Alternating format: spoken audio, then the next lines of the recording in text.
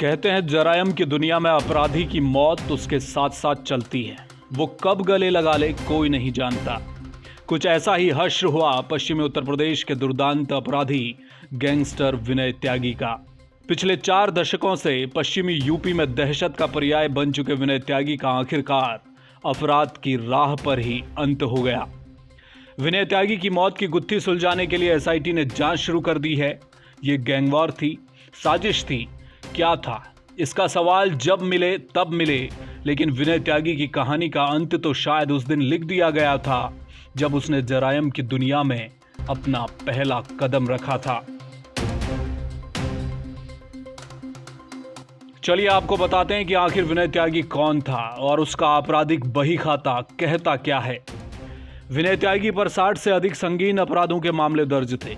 उसकी मौत के साथ ही पश्चिमी यूपी और उत्तराखंड के कई जिलों में वर्षों से फैला अपराध का एक बड़ा नेटवर्क खत्म हो गया।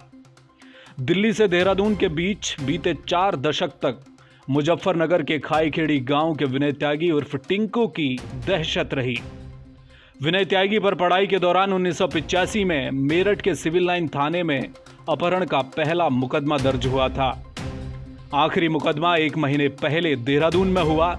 इस बीच 40 सालों में विनय त्यागी एक मामूली गुंडे से दुर्दांत अपराधी बन गया। उस पर लूट, डकैती, हत्या, अपहरण, जालसाजी, जानलेवा हमले समेत कई संगीन मामलों में 60 से अधिक मुकदमे दर्ज हो चुके थे। अब जरा विनय त्यागी के आपराधिक इतिहास पर एक नजर डालिए। संगीन मामलों में दर्ज इन मुकदमों की फेहरिस्त खासी लंबी है।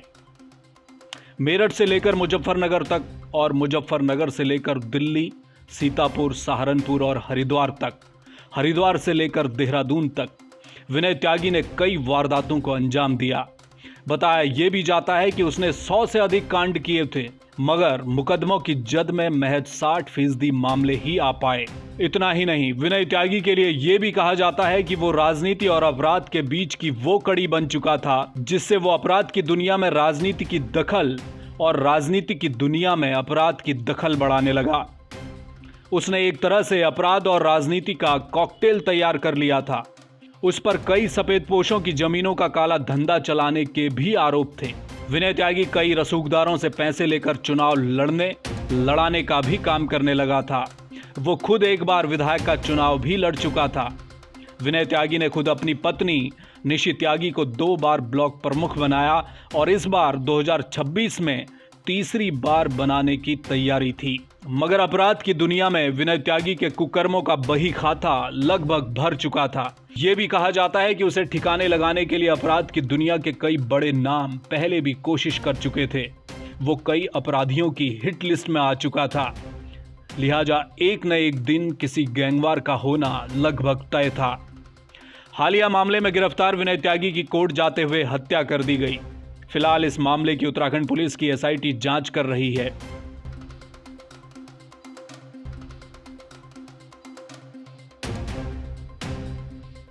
तो क्या अपराध की दुनिया में चौतरफा दुश्मनों से घिर चुका विनय त्यागी आखिरकार जरायम का ही शिकार हो गया? ब्यूरो रिपोर्ट, जय भारत टीवी। आप देख रहे हैं जय भारत टीवी।